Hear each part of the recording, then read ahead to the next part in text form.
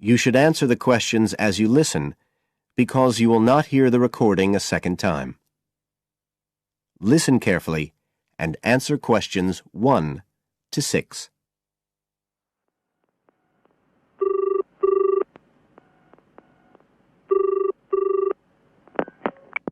Environmental Health Department, Paul speaking.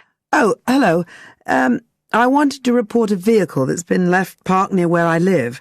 I think it's been abandoned. I wondered if the council could arrange to get it towed away. Have I got through to the right department? Yes, you have. If I could just take a few details. Your name, please? Mrs. Shepherd. Thank you. It's not my vehicle, though. I just thought someone ought to report it. No, that's fine. What I need to do is take some details first, then we can decide what to do about the problem. Oh, I see. So the next thing I need to know is your address. Right, it's 41 Lower Green Street. Yes? Barrowdale. And the postcode's WH4 5JP. Fine. And if I could just ask for a telephone number.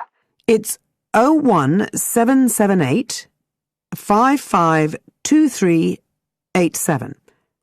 I'm out quite a lot, but you can just leave a message on the answer phone if you need to.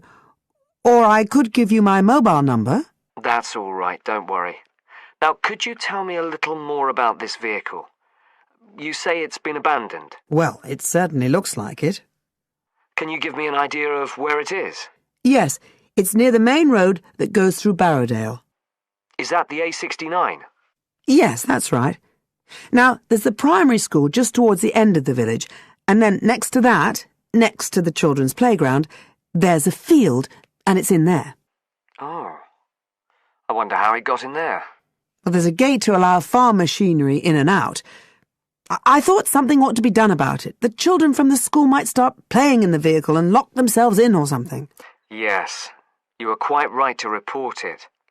And what type of vehicle are we talking about here? It's a van, actually.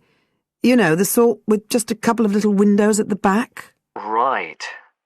You don't happen to know the make and model, do you? Oh, yes. I went and had a look and got all the details.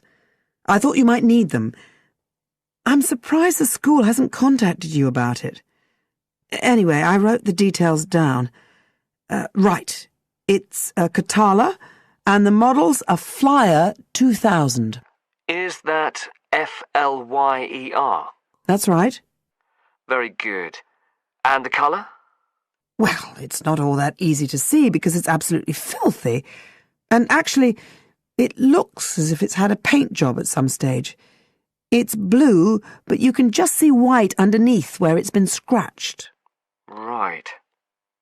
Well, I'll just make a note of the present colour, and if you could just tell me the vehicle number. Did you make a note of that? Oh, yes. It's S322GEC. Okay. Before you hear the rest of the conversation, you have some time to look at questions 7 to 10.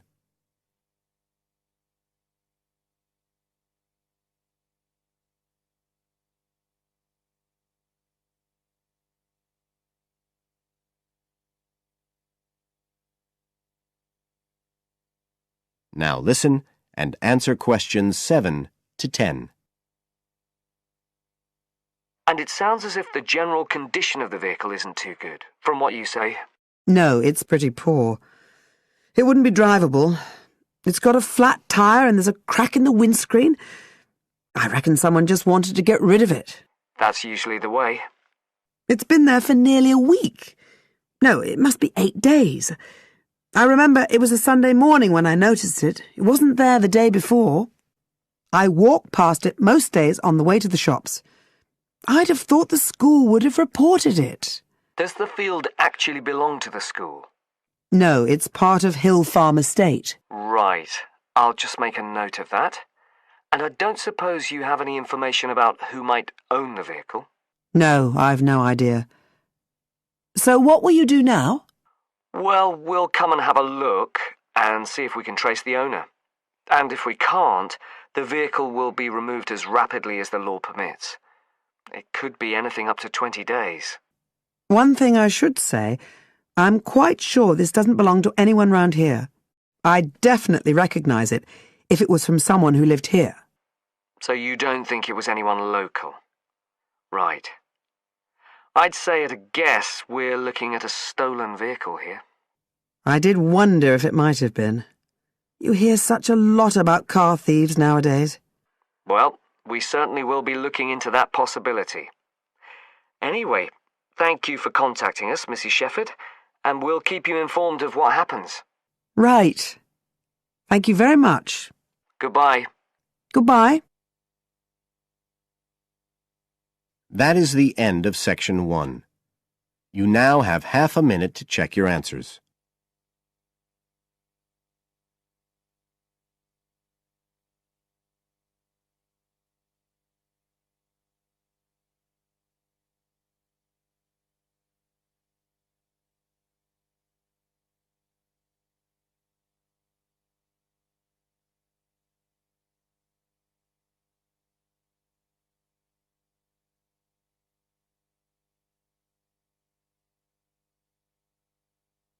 Now turn to Section 2.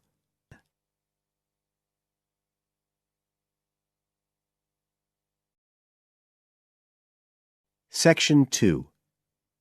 You will hear a tour guide talking to a group of tourists who are visiting a historic town on the east coast of the USA. First, you have some time to look at questions 11 to 17.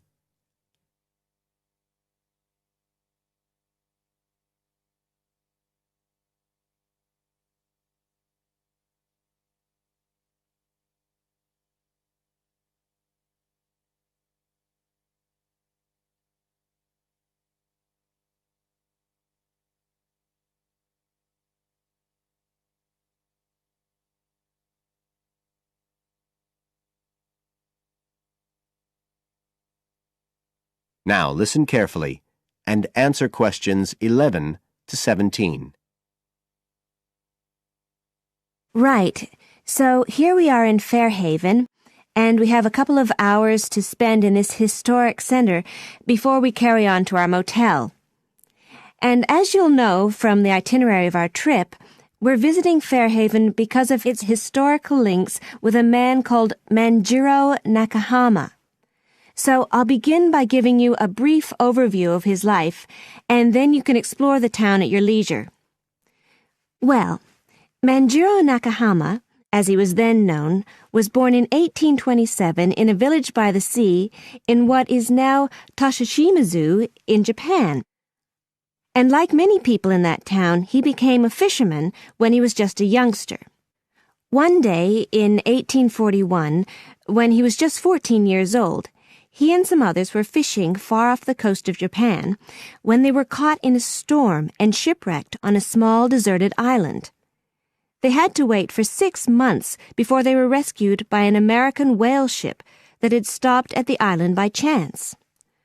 4 of the 5 Japanese were put ashore in Hawaii, but Manjiro had become friends with the captain, William Whitfield, who came from the town of Fairhaven, where we are now, and he chose to remain aboard and to return with the boat to the USA. So Manjiro unwittingly became the first Japanese ever to set foot on American soil. He came back right here to Fairhaven with Whitfield and stayed with the Whitfield family, who paid for his education here in the town. He studied mathematics and geography, as well as shipbuilding and navigation. But he missed his mother and his own country, and eventually he went back to Japan, where he had a responsible position as a university teacher and also served an invaluable role as interpreter during the initiation of relations between Japan and the United States in the middle of the 19th century. But the most interesting thing is that the links between Toshishimizu and Fairhaven have remained and grown stronger over the years, in spite of the distance between them. And in fact, the 2 places now have the official status of sister cities. Both places are ports, so in fact the inhabitants have a lot in common. There have been a number of visits by the inhabitants of Toshishimizu, in particular at the time of the festival, which is held every 2 years here in Fairhaven to celebrate the life and achievements of John Manjiro. It takes place in the fall, and there's an ever-growing program including drumming, singing, martial arts, and stalls selling Japanese and American food. So if you're going to be in the region around then, it's really worth a visit. Before you hear the rest of the talk, you have some time to look at questions 18 to 20.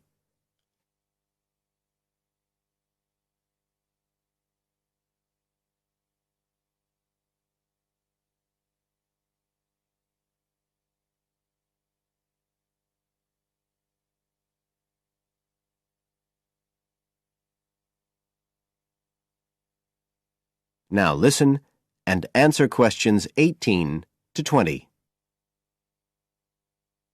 Now, many of the buildings that Manjiro Nakahama knew in Fairhaven are still standing today. And so if you'd just like to hand round some copies of this map, I'll suggest the best route to follow to see them. Okay, so if you look at the bottom of the map, you can see the Millicent Library, and that's where we are now. Now, to follow the John Manjiro Trail, you go out of here along Center Street and then head up Main Street until you get to Pilgrim Avenue. Go down there and turn right at the end. Go straight on, and just on the corner with Oxford Street, you'll see a 2-story house. This is the Whitfield family house, and this is where Manjiro first stayed when he came to Fairhaven. It's still a private residence, so please respect the owner's privacy. Okay, now if you carry on along Oxford Street, then turn left at the end, you'll come to North Street, and about halfway down there is what's known as Old Oxford School. This was the very same school that Manjiro attended when he lived here. It was considered to be the best school in town because of the quality of the building. Unusually, it was built of stone, and the quality of the teaching. Nowadays, it's usually closed, except on special occasions. Go on to the end of North Street and turn the corner onto Adams Street. If you follow the road down back towards the library, you go round a couple of sharp bends, and on the second of these, you can see the School of Navigation, which Manjiro also attended. And if you follow the road on, you'll soon find yourself back here at the library. And I'd suggest you spend some time looking round that too, if you have any time left. Right. Now, does anyone have any questions? That is the end of Section 2. You now have half a minute to check your answers.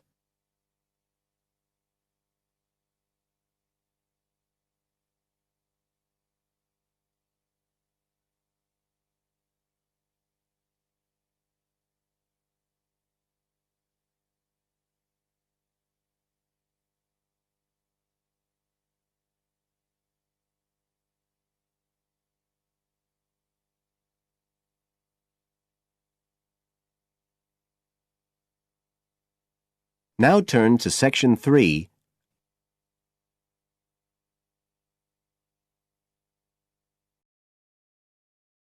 Section 3.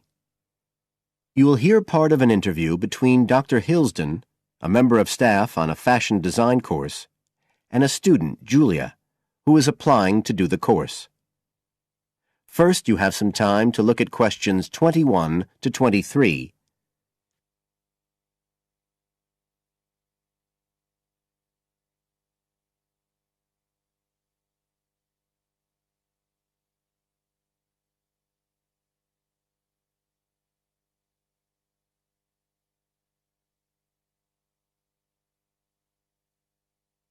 Now listen carefully and answer questions 21 to 23.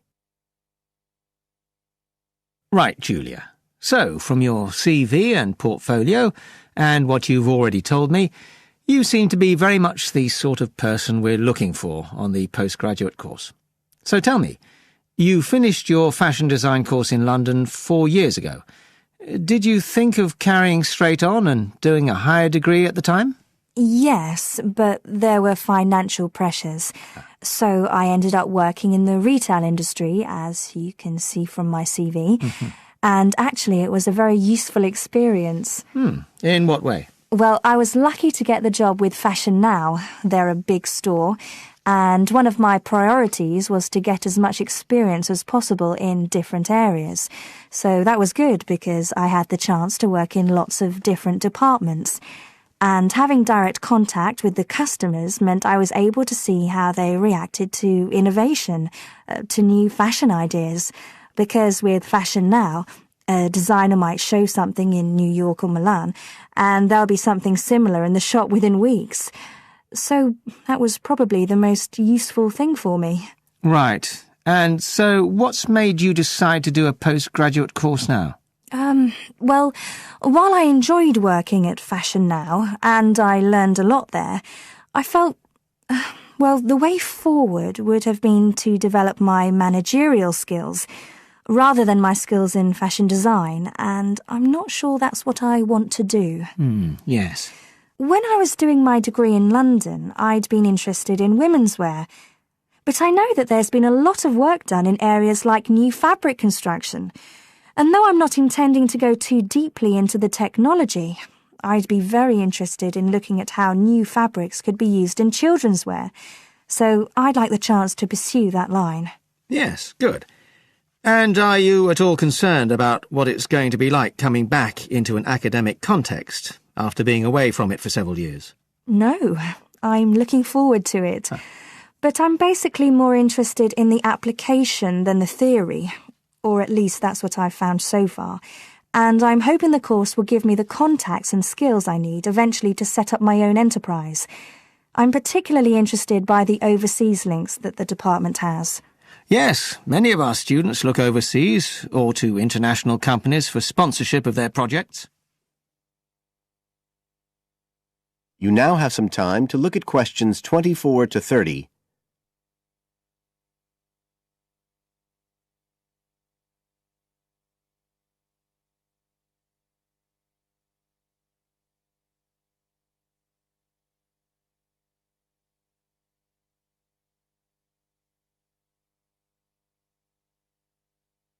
Now listen and answer questions 24 to 30. And the facilities here look excellent. I just went to look at the library. It's really impressive. There's so much room compared with the one at my old university. Yes, most students find it's a good place to study. And there are link-ups to other universities, of course, and all the usual electronic sources. The staff run an information skills programme, which we recommend all postgraduates do in the first week or two. Design students find these special collections particularly useful. Yes. Then we have a separate computer centre, which has its own academic coordinator, Tim Spender. He's got a background in art design, and the ethos of the centre is that it's a studio for innovation and creativity, rather than a computer laboratory. Oh, right. I liked the study spaces where students can sit and discuss work together. Very useful for joint projects. We always had to do that sort of thing in the cafeteria when I was an undergraduate. And I read in the brochure that there's a separate resource for photography. Yes, it's called Photomedia. It's not just for photography, but things like digital imaging and new media. It's a resource for all our students, not just fashion design. And we encourage students to work there, producing work that crosses disciplinary boundaries. It's well used. In fact, it's doubled in size since it was set up 3 years ago. And we also have an offshoot from that, which is called time-based media. This is for students who want to develop their ideas in the area of the moving image or sound. That's in a new building that was specially built for it just last year. But there are plans to expand it, as the present facilities are overstretched already. Right. Now, is there anything you'd like to ask about the course itself? I know it's a combination of taught modules and a specialist project, but how does assessment fit in? Well, as you'd expect on a course of this nature, it's an ongoing process. The degree course has 4 stages, and there are what we call progress reviews at the end of each of the first 3. Then the final assessment is based on your project. You have to produce a report which is a critical reflection on your work. And is there some sort of fashion show? There's an exhibition. The projects aren't all focused on clothes as such. Some are more experimental, so that seems more appropriate. We ask representatives of fashion companies along, and it's usually well attended. Right. And another thing I wanted to ask. That is the end of Section 3. You now have half a minute to check your answers.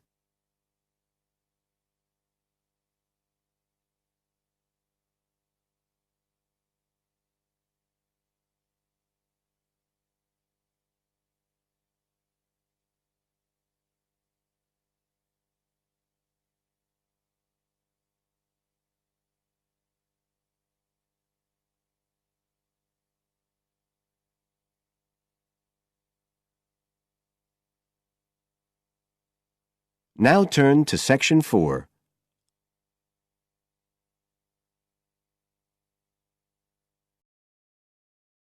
Section 4.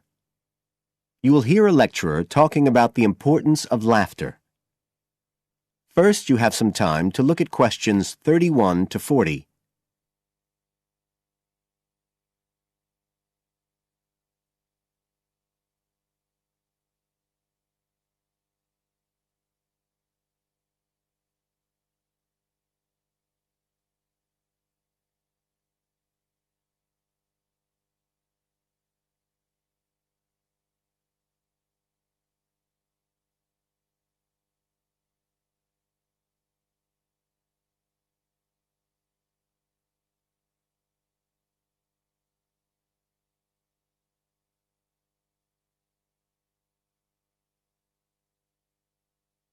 Now listen carefully and answer questions 31 to 40. Good afternoon, everybody. And in our second talk on social psychology, I want to look at the role of laughter in our lives, something that usually gets everyone smiling from the start. So, first of all, I'll start by looking at the actual nature of laughter. Well, when someone laughs, you've got movement of the muscles of the face and the chest, and you've got sound formed when the air's forced out of the body as part of this process. So we're talking about a physical activity.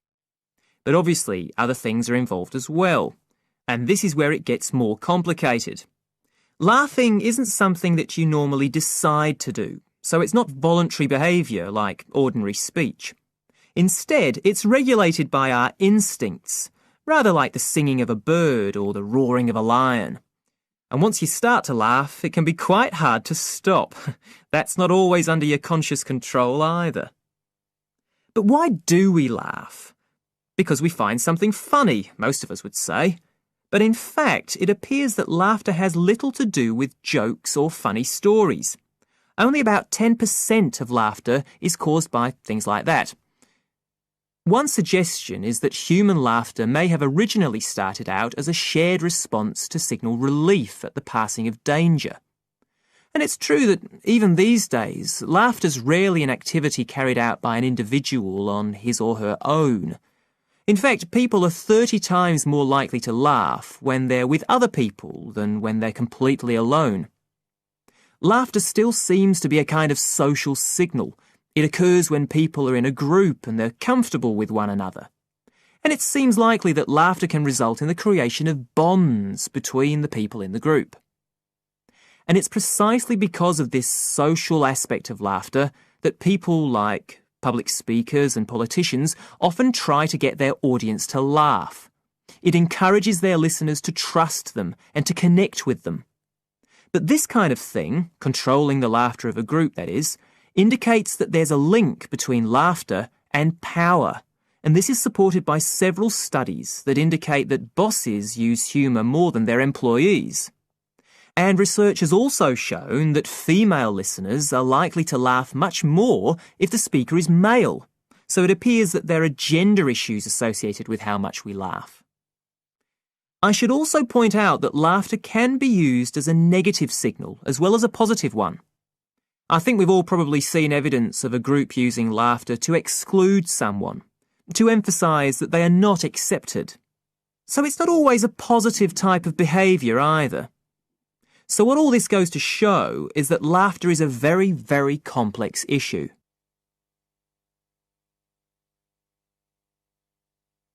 It does appear, however, that laughter has definite benefits. If we look first at the psychological aspects, we know that people often tend to store negative emotions such as anger, sadness and fear rather than expressing them.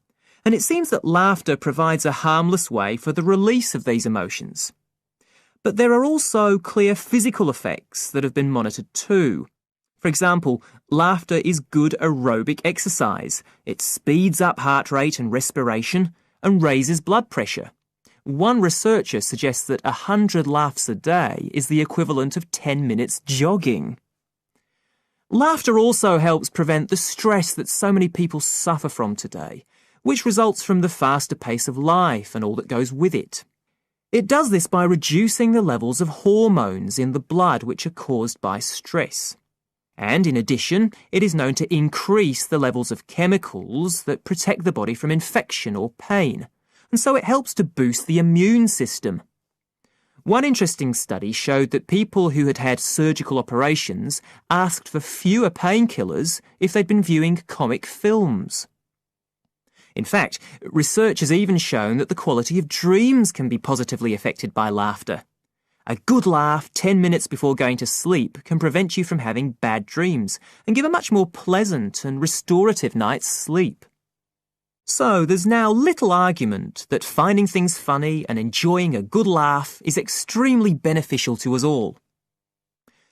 What we need to consider now are the ways in which laughter can be used as a treatment for people who... That is the end of Section 4. You now have half a minute to check your answers.